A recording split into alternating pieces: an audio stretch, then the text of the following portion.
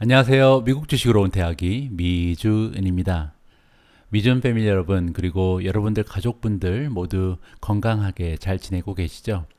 오늘은 제 마음이 조금 무겁습니다. 제 와이프죠. 오미주님이 어제부터 몸이 굉장히 안 좋거든요. 소화를 못 시키고 밥을 아예 먹지를 못하더라고요. 그래서 지금 어제 저녁도 못 먹고 오늘 아직 한 끼도 못 먹고 있습니다.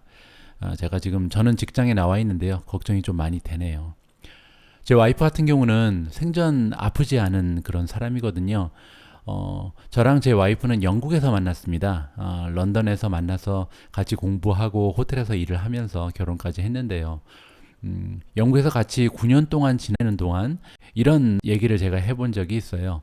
영국은 아시는 분들도 계시겠지만 텍스를 굉장히 세금을 많이 내고요. 그리고 복지 시설이 잘 돼 있는 사회주의적인 시스템이 갖춰져 있는 나라가 바로 영국입니다. 그래서 대부분의 의료 서비스가 무료거든요. 저랑 제 와이프는 외국인임에도 불구하고 그 의료 서비스가 다 무료였습니다. 그래서 이제 9년 동안 영국에 살면서 저 같은 경우는 뭐 감기에 걸리거나 아니면 조금이라도 아프면은 의사를 찾아가고 GP라고 부르거든요. 그리고 뭐 병원에 가서 수술 받은 적도 있습니다. 발톱 중에 하나가 이렇게 안쪽으로 파고들어서요. 영국 병원에서 수술을 무료로 받은 적도 있고요. 그런데 제 와이프 같은 경우는요, 9년 동안 영국에 살면서 제 기억으로는 병원을 간 적은 한 번도 없고요. 그냥 그 GP라고 부르는 주치의죠. 주치의를 찾아가서 진찰을 받고 한 것도 한 번 아니면 두 번이 다였던 것 같습니다. 참 9년 동안 감기 한 번 안 걸리는 그 모습을 보면서 제가 우리 와이프한테 이런 얘기를 한 적이 있거든요. 영국 같은 데 살면은 안 되겠다. 뭐 그 세금만 많이 내고 복지 혜택은 한 번도 못 받으니까 사실 런던에 살면은 안 되는 스타일의 사람이다. 이런 얘기를 예전에 한 적이 있거든요. 그런데 오늘처럼 제 와이프가 몸이 안 좋으면 그래서 오히려 걱정이 더 많이 되는 것 같습니다. 생전 아프지 않는 사람이 갑자기 이렇게 몸이 안 좋아져서요. 그래서 참고로요, 저희들이 매일 보내드리는 오미주 읽어주는 남자, 그리고 오미주 읽어주는 남자에 뒤따르는 영상이 항상 있잖아요. 제 와이프가 직접 해석하고요. 자막까지 이렇게 맞춰서 항상 올려드리는 뉴스 영상이 있는데요. 우리가 오늘의 미국 주식 뉴스라고 부르는 부분이죠. 오늘은 아무래도 그 오늘의 미국 주식 뉴스가 나가지 못할 가능성도 있다. 혹시나 제가 오미주 읽어주는 남자를 마친 다음에 따라오는 영상이 없더라도 너무 서운해하지 않으셨으면 좋겠습니다. 제 와이프가 회복되는 대로 방송 제대로 올려드리도록 하고요. 자, 그러면 저도 힘내서 오늘의 방송 시작하도록 하겠습니다. 오늘 준비한 뉴스들이 그래서 굉장히 많거든요. 가장 먼저 보잉에 관한 뉴스가 나왔습니다. Boeing enters into 5.28 billion two-year revolver. 여기 보면요, 일단 two-year revolver라는 얘기가 나오는데요. 이 부분부터 설명을 좀 해드릴게요. 보잉이 돈을 이렇게 빌릴 것으로 예상이 되는데요. 여기 보시면 5.28 빌리언을 그러니까 52억 달러 정도 되는 거죠. 52억 달러가 조금 넘어가는 금액을 빌리게 되는데요. Two-year revolving credit agreement를 가지고 빌린다는 얘기입니다. Two-year revolving credit agreement는 뭐냐면요. 2년 동안 원할 때 맥시멈 5.28 빌리언까지 빌릴 수가 있다는 거예요. 리볼빙 크레딧 어그리먼트는 쉽게 얘기하면 우리 신용카드랑 비교하면 될 것 같습니다. 우리가 신용카드를 만들 때 그 신용카드에 제한이 있잖아요. 예를 들어서 어떤 사람은 500만 원까지 쓸 수 있고요. 어떤 사람은 1000만 원까지 빼서 쓸 수가 있고 이렇게 개인마다 허용된 그 크레딧의 리밋이 있잖아요. 그 리밋을 가지고 쓸 수 있는 원하는 만큼 2년 안에 꺼내 쓸 수 있는 그런 어그리먼트를 여기서 리볼빙 크레딧 어그리먼트라고 보시면 될 것 같습니다. 따라서 지금 보잉 같은 경우는 그 기한이 2년으로 주어진 거고요. 5.28 빌리언까지 원할 때 빼서 쓸 수 있는 그러한 계약을 한 것으로 해석이 됩니다. 그래서 보잉은 당분간 뭐 이렇게 망하거나 하진 않겠죠. 이렇게 크레딧을 신용 대출을 받게 됐으니까요. 보잉을 가지고 계신 분들께는 반가운 소식이 되겠네요. 자, 다음 소식으로 넘어갑니다. 이번에 역시 테슬라 소식인데요.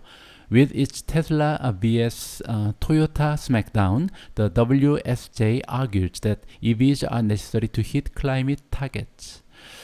테슬라랑 토요타의 스맥다운은 이렇게 격렬한 대립을 얘기합니다. 한판 승부라고 보면 되겠죠. 테슬라와 토요타의 한판 승부를 가지고 보면 WSJ, 월스트리트 저널이 얘기하기를, 그러니까 argu라는 것은 이제 주장을 하는 거죠. 어떻게 주장을 하냐면요. EV, 그 전기차죠. 전기차는 필요하다. 왜 필요하냐면요.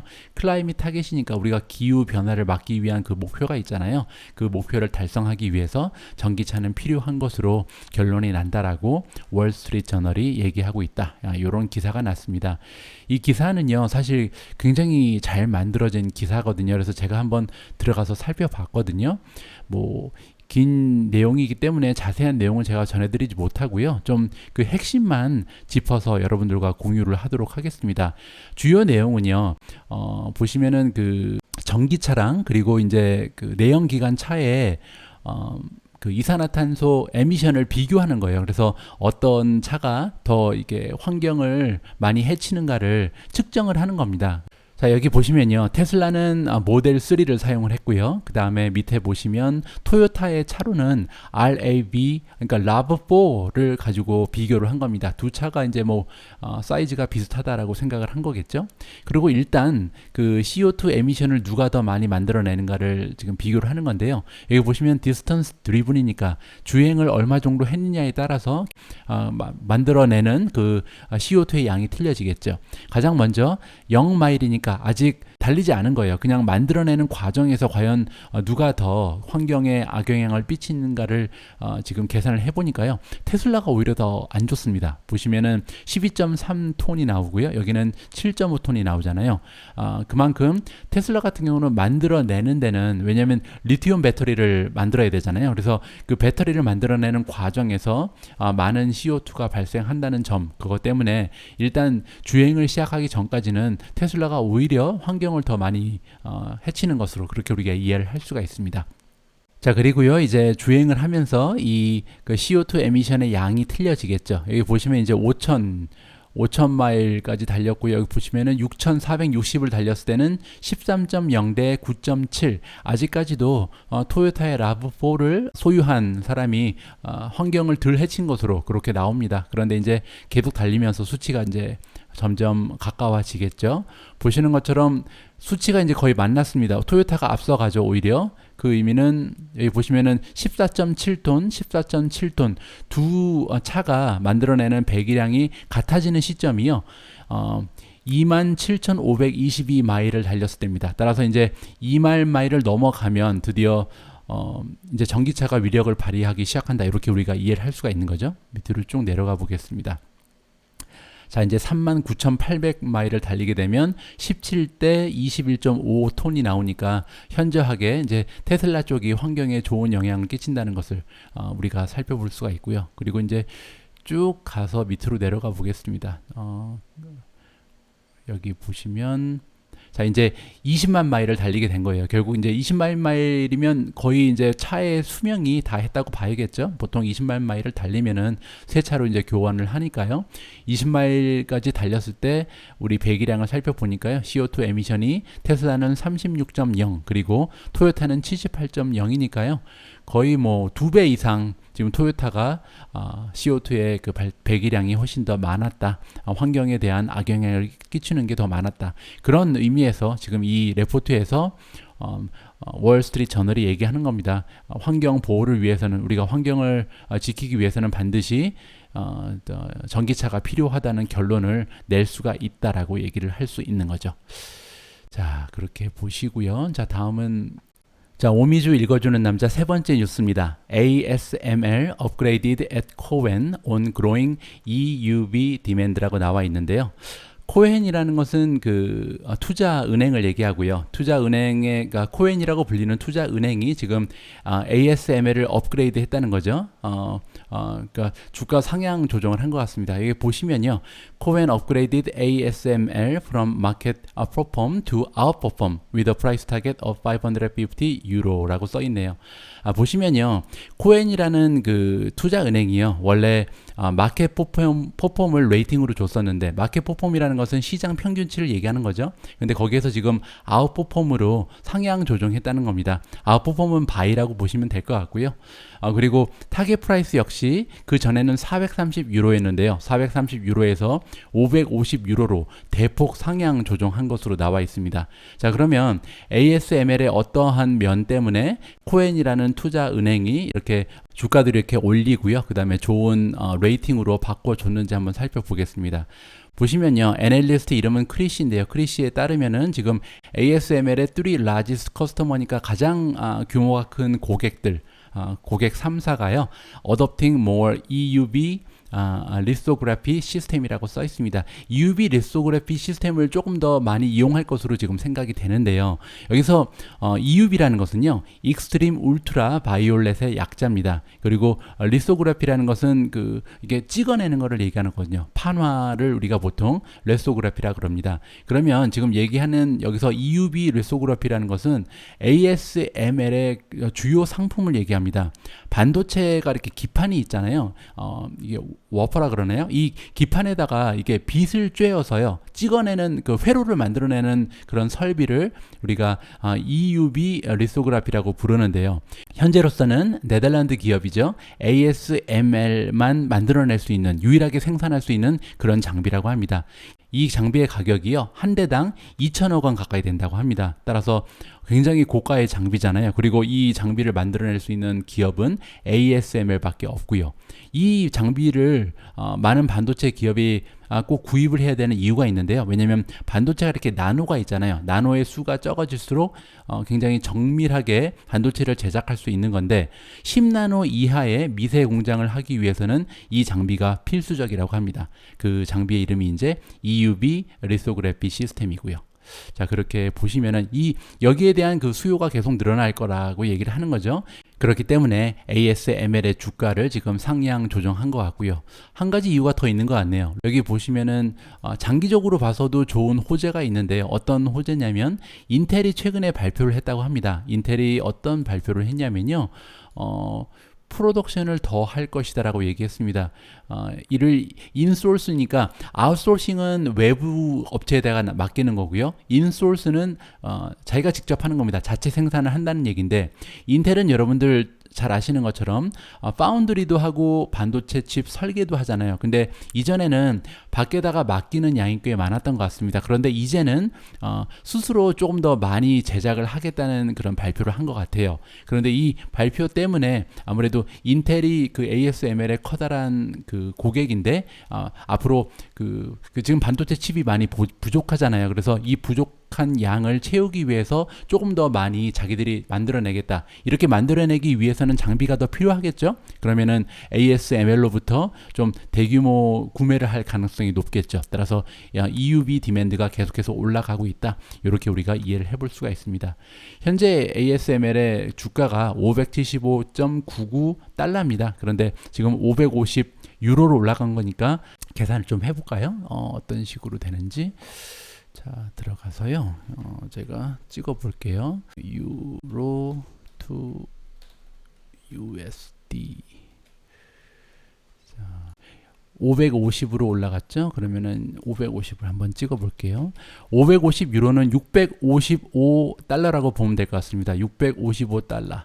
655달러 하면요, 지금 655달러 나누기 575달러잖아요, 지금. 자, 그러면은 약 14% 정도 더 올라갈 여력이 있는 겁니다. 따라서 1년 안에 ASML의 주가가요, 약 13%에서 14% 정도 더 상승할 가능성이 있다라고 지금 투자 회사인 코엔이 발표를 했다. 그렇게 이해를 하시면 될 것 같습니다. 아직까지 ASML은 PE 레이쇼가 좀 높긴 합니다. 지난 12개월의 어닝에 비해서 지금 주가는 53배 정도가 올라가 있는 상황이니까요. 자, 그래도 레비뉴 그로스가 좋죠. 18% 이상 성장하는 그런 모습을 보여주는 건강한 기업인 것 같습니다. 자, 다음 뉴스로 넘어가 볼까요? 스냅 그리고 핀터레스트에 대한 기사가 나와 있는데요.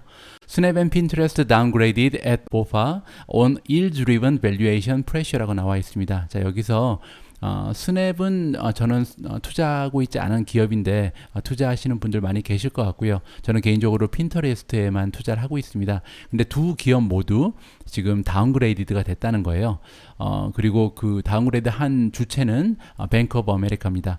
자, 그러면 뱅크 오브 아메리카가 왜 이들의 그 레이팅을 내렸는지 한번 살펴보도록 하겠습니다.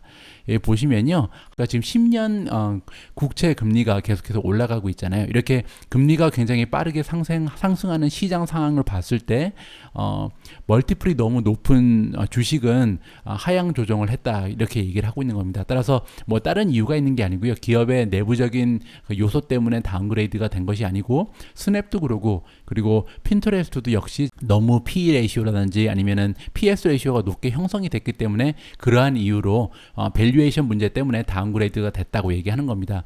보시면요. 스냅 같은 경우는 PE 레이시오가 389에 형성이 되어 있습니다. 굉장히 높은 수치죠, 사실. 자, 그럼 보시면요. 지금 예상 주가도 다운그레이드를 했습니다. 스냅 같은 경우는 전에 78달러의 예상 주가가 있었는데요. 67로 지금 내린 상태고요. 핀터레스트 같은 경우는 94달러까지 예상 주가를 올려놨었는데 이번에 78로 내렸다고 합니다. 자, 보시면요. 일단 스냅 같은 경우는 현재 주가가 58이거든요. 근데 지금 새롭게 만들어진 예상 주가가 67입니다. 뭐 이렇게 나쁜 수치는 아니네요. 그렇게 생각해 보면 자, 67 나누기 지금 58.16이잖아요. 그러면 58.16 해 보시면 아직까지도 15% 이상 상승할 여력은 남아 있는 겁니다. 따라서 다운그레이드 됐다고 해서 뭐 스냅을 팔아버리거나 이러한 액션을 취할 필요는 없는 것 같고요. 자, 핀터레스트도 한번 살펴보겠습니다. 78달러로 지금 하향 조정됐잖아요. 그런데 핀터레스트의 현재 주가를 보시면요. 핀터레스트가 밑에 나와 있죠.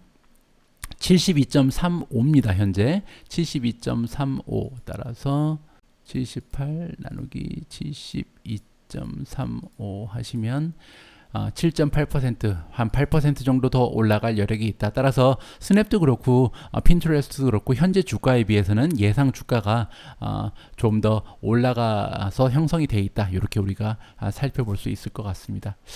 자, 마지막으로 로쿠에 관한 뉴스가 나와 있는데요. Roku rises 2% as analysts praise move into this old house. 자, 무슨 내용인지 한번 살펴볼게요. This old house의 지금 움직임 때문에 2%가 올라갔다. 애널리스트가 이거를 좋게 평가했다는 얘기죠. 프레이즈라는 것은. 자, 로쿠가 지금 2%가 올라갔다. early today니까 어제 주식시장이 시작하자마자 한 2% 정도가 올라간 것 같습니다. 어제 2.5% 올라가면서 지금 마감이 됐죠. 2.54% 올라가면서 마감이 됐습니다.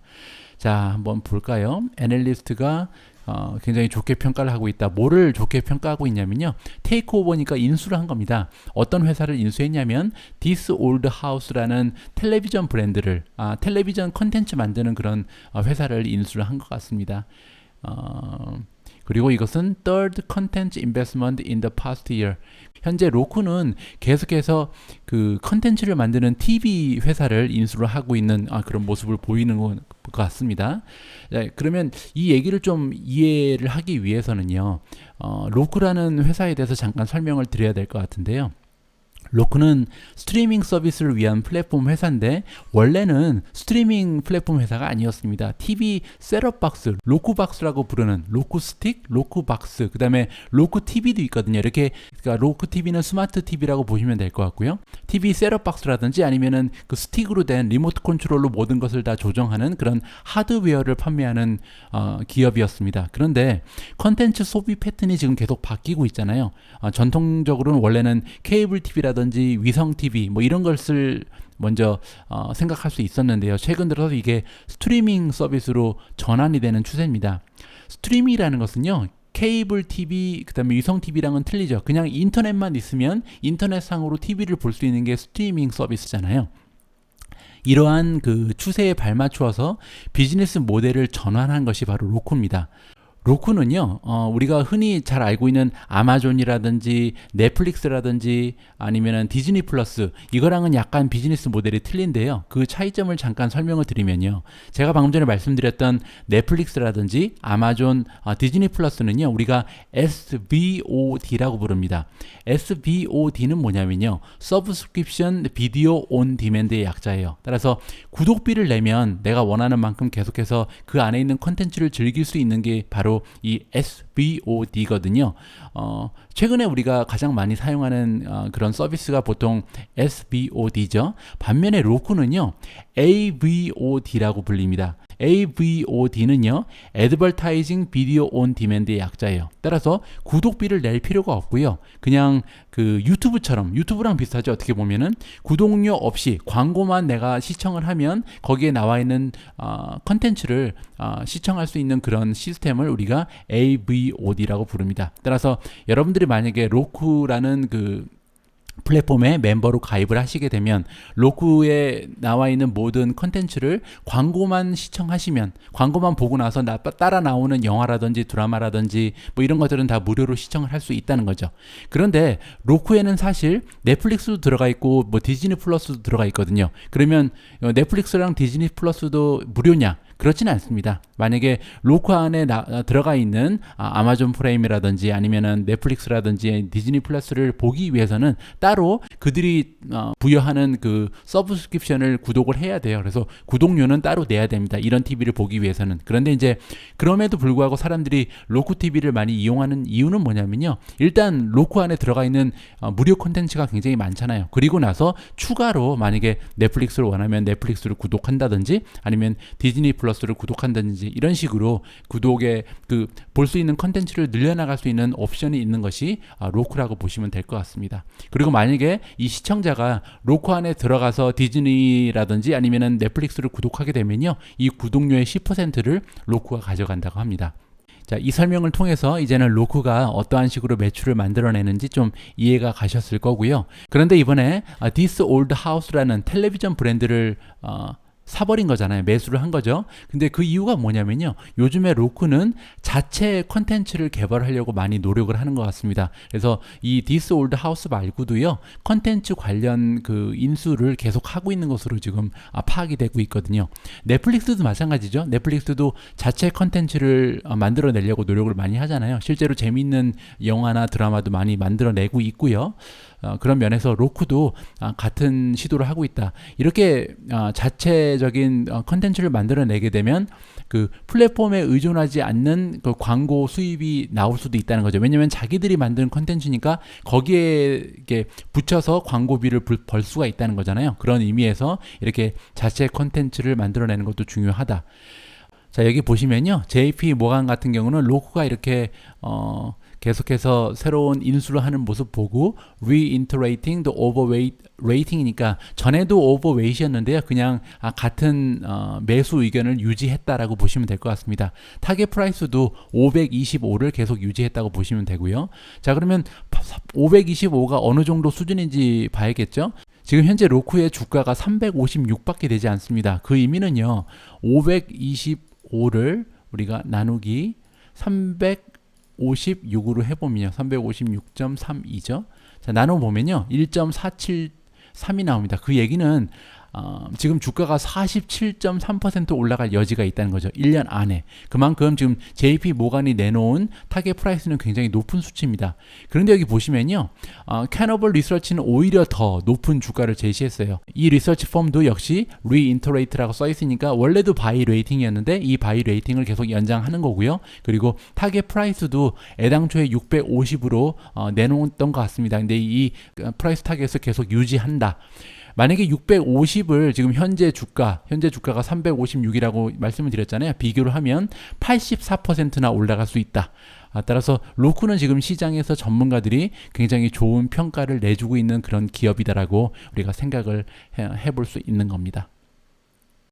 오늘 오미주 읽어주는 남자 함께 해주시는 분들께만 살짝 말씀을 드리면요. 사실 로크라는 기업은 제가 현재 운영하고 있는 그 프로젝트죠. 10년 내에 10배 성장할 30개 종목 안에 들어가는 기업입니다. 따라서 향후에 로크라는 기업에 대해서 상세한 내용 여러분들과 공유할 기회가 있을 것으로 생각됩니다. 그때까지만 조금만 기다려 주시면 될 것 같고요. 자, 제가 준비한 내용은 여기까지입니다. 방송 초반에 제가 잠깐 언급을 드렸는데요. 오늘 오미주님이 몸이 많이 안 좋기 때문에 제가 오미주 읽어주는 남자를 마치고 나서 따라오는 영상이 있을지 없을지는 저도 잘 모르겠습니다. 그래서 혹시나 따라오는 영상이 없더라도 너무 서운해하지 마시고 내일은 오미주님이 회복하셔서 완전한 영상, 완전한 방송을 여러분들과 공유할 수 있었으면 하는 바람입니다. 자, 오늘도 오미주 읽어주는 남자, 오늘의 미국 주식 뉴스 함께 해주신 모든 분들께 감사의 말씀드리고요. 남아있는 오후 그리고 저녁 시간 행복하게 가족분들과 보내셨으면 합니다. 저는 내일 방송에서 다시 인사드리겠습니다. 우리 모두가 미국 주식 투자로 은퇴하는 그날까지 다 함께 화이팅입니다. 행복한 하루 되세요. 감사합니다.